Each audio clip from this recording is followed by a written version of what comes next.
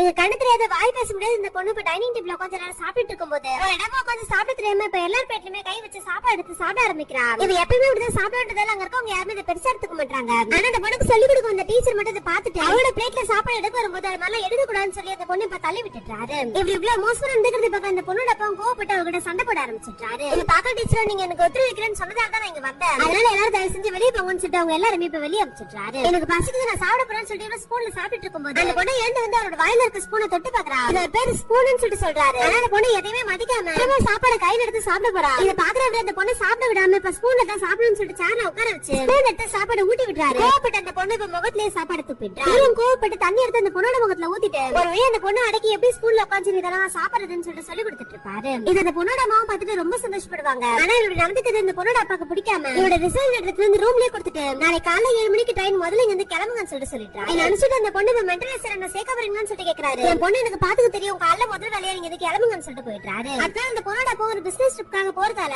போறதுக்கு முன்னாடி வைஃப் கிட்ட அந்த டீச்சர் இப்ப கிளம்பிடுவாரு. நான் வந்ததுக்கு அப்புறம் மெசேஜ் பத்தி பேசிக்கலாம்னு சொல்லிட்டு போயிட்டாரு. உள்ளவே பார்த்தா ஒரு பெரிய ரூம்ல இருக்க பெயிண்டிங் எல்லாம் இப்ப ஷிஃப்ட் பண்ணிட்டு இருப்பாங்க. பார்த்தா சஹாய் தான் அந்த பொண்ணுக்கு சொல்லி தரதுக்காக அந்த ரூம் கேட்டிருப்பாங்க. ஆனா என் ஹஸ்பண்ட் உங்களுக்கு போக சொன்னாரு நீங்க என்ன இங்க பண்றீங்கன்னு சொல்லிட்டு கேட்கும்போது உங்க ஹஸ்பண்ட் 20 நாள் கழிச்சு தானே வருவாரு எனக்கு அந்த டைம் போதும் இந்த 20 நாளுமே உங்க பொண்ணு என்னோட ரெஸ்பான்சிபிலிட்டின்னு சொல்லிட்டு சொல்றாரு. ஸ்டார்டிங் அந்த பொண்ணோட அம்மா ஹஸ்பண்ட் மீது இதெல்லாம் செய்ய முடியாதுன்னு சொல்லிட்டு ஒத்துக்கவே மாட்டாங்க. நீங்க மட்டும் ஒத்துக்கானா 20 நாள் கழிச்சு உங்க பொண்ணு ஒரு ஆசிரமத்தை காமிச்சிருவாங்க பரவாயில்லன்னு சொல்லிட்டு கேட்கும்போது நான் உயிரோட இருக்க வரைக்கும் அது நடக்காதுன்னு சொல்லிட்டு சொல்றாங்க. இதே மாதிரிதான் எங்க அம்மாவும் சொன்னாங்க. ஆனா ஒரு கட்டத்துக்கு மேல அவங்களால பாத்துக்க முடியாம அவங்க கையாலே எங்க தங்கச்சி கூட்டு போய் மென்டல் ஹாஸ்பிடல்ல சேர்த்து விட்டாங்கன்னு சொல்லிட்டு சொல்றாரு. கேட்கறவங்க மனசு மாதிரி இப்ப பொண்ணு கூட்டு வந்து கிட்ட விட்டுட்டாங்க. பொண்ணு வரைக்கும் தனியா விட்டதே கிடையாது கொஞ்சம் பத்திரமா பாத்துக்கணும்னு சொல்லிட்டு சொல்லும் போது அந்த பொண்ணு இப்ப தடைக்கு கீழே வந்துட்டா. இந்த அம்மாவும் தூக்கலாம்னு சொல்லிட்டு போறாங்க. தயவுசெய்து நீங்க வெளியே போங்கன்னு சொல்லிட்டு இவர் கத்தி விட்டுட்டாரு. அங்க அம்மா இல்லாம இவர் நிக்கிறது தெரிஞ்ச உடனே அந்த பொண்ணுவே அந்த ரூம் விட்டு வெளியே போலாம்னு சொல்லிட்டு பாக்குறா. ஆனா அந்த பொண்ணு வெளியே விடாம இப்ப எல்லாரும் க்ளோஸ் பண்ணிட்டாரு.